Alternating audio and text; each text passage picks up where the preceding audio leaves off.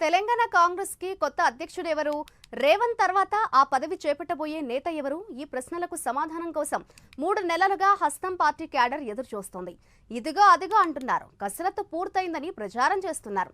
త్వరలో స్థానిక సంస్థల ఎన్నికలు నిర్వహిస్తామని ఇప్పటికే సీఎం రేవంత్ రెడ్డి స్పష్టం చేయడంతో వీలైనంత త్వరగా పీసీసీ కొత్త అధ్యక్షుడితో పాటు రెండో దశ కార్పొరేషన్ పదవుల పంపకాన్ని కూడా పూర్తి చేయాలని హైకమాండ్ భావిస్తోంది.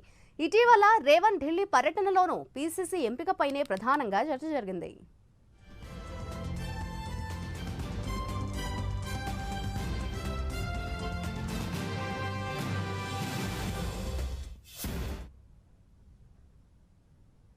తెలంగాణ పీసీసీ సారథితో పాటు మంత్రివర్గ విస్తరణపై సీఎం రేవంత్ రెడ్డి ఫోకస్ పెట్టినట్లుగా తెలుస్తోంది.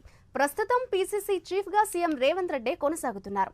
ఇప్పుడు ఎన్నికలు ముగియడం, రాజకీయంగా పెద్దగా హడావిడి లేకపోవడంతో పూర్తిగా పాలనా వ్యవహారాలపైనే ఫోకస్ చేయాలని భావిస్తున్న సీఎం పీసీసీ బాధ్యతలను మరొకరికి అప్పగించాలని నిర్ణయించినట్లు సమాచారం. ఇందుకోసం సీఎం ఢిల్లీ టూర్ కు ప్లాన్ చేస్తున్నారు. ఈ పర్యటనలోనే పీసీసీ చీఫ్ నియామకంతో పాటు మంత్రివర్గ విస్తరణ, ఆపరేషన్ ఆకర్ష 2.0, నామినేటెడ్ పోస్టుల భర్తీపై హైకమాండ్తో చర్చించే అవకాశాలున్నట్లు సమాచారం.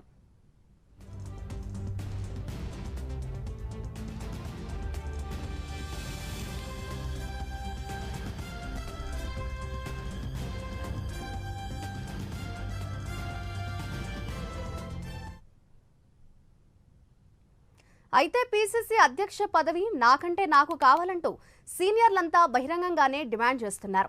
ఇక ముఖ్యంగా పార్టీలో కష్టపడి పనిచేసిన వారికి గుర్తింపునివ్వాలని అధిష్టానంపై సదరు నేతలు ఒత్తిడి తెస్తున్నారు. అయితే ముఖ్యమంత్రిగా రెడ్డి సామాజిక వర్గం నేత ఉన్నారు కాబట్టి పీసీసీ అధ్యక్ష పదవిని బీసీ వర్గానికి ఇవ్వాలని హైకమాండ్ ఆలోచిస్తోంది. దీంతో పార్టీలో ఆ వర్గం నేతలైన మధు యాష్కి గౌడ్, మహేష్ కుమార్ గౌడ్, సురేష్ షెట్కర్ పేర్లు తెరమీదకు వచ్చేశాయి. ఇప్పటికే సురేష్ షెట్కర్ జహీరాబాద్ నుంచి ఎంపీగా ప్రాతినిధ్యం వహిస్తుండగా Mahesh Kumar Goud PCC working president గా, ఎమ్మెల్సీగా, ప్రచార కమిటీ చైర్మన్ గా ఉన్నారు.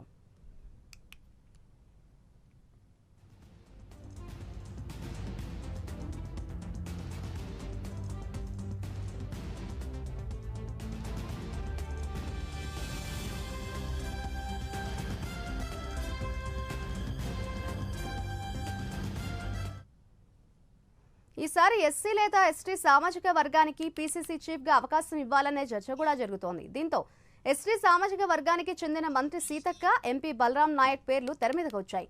తాను కూడా పీసీసీ రేస్లో ఉన్నట్లు బలరాం నాయక్ ఇటీవల ఓ కార్యక్రమంలో చెప్పడం విశేషం.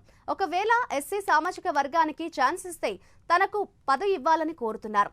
ఏఐసీసీ కార్యదర్శి సంపత్ కుమార్ ఇదే కోటాలో ప్రభుత్వ విప్ అడ్లూరి లక్ష్మణ్ కూడా రేస్లో ఉన్నట్లు ప్రచారం జరుగుతోంది. వీళ్ళిద్దరూ ఇప్పటికే ఢిల్లీ పెద్దల దగ్గర పదవి కోసం పట్టుబట్టినట్లు సమాచారం. శ్రావణ మాసం ముగిసేలోపు పీసీసీ నియామకం జరిగిపోవాలని హైకమాండ్ భావిస్తున్న వేళ బీసీలకైతే మధు యాష్కి, ఎస్టీలకైతే బలరాం నాయక్ ఇదే ఫైనల్ అనే చర్చ జోరందుకుంది.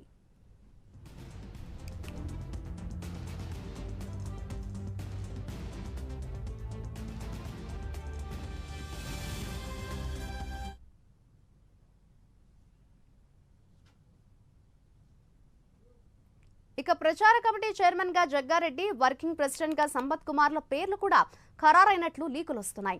పీసీసీలో ఈసారి మహిళలకు చోటు కల్పించాలని కూడా హైకమాండ్ భావిస్తోంది. అంతేకాదు పీసీసీ పదవులతో పాటు కార్పొరేషన్ పదవుల పంపకాన్ని కూడా పూర్తి చేయాలనుకుంటోంది. అతి త్వరలోనే దీనిపై స్పష్టత వస్తుందని పీసీసీ వర్గాలైతే అంటున్నాయి. చూడాలి మరి ఎవరికి పీసీసీ పదవి వరిస్తుందో.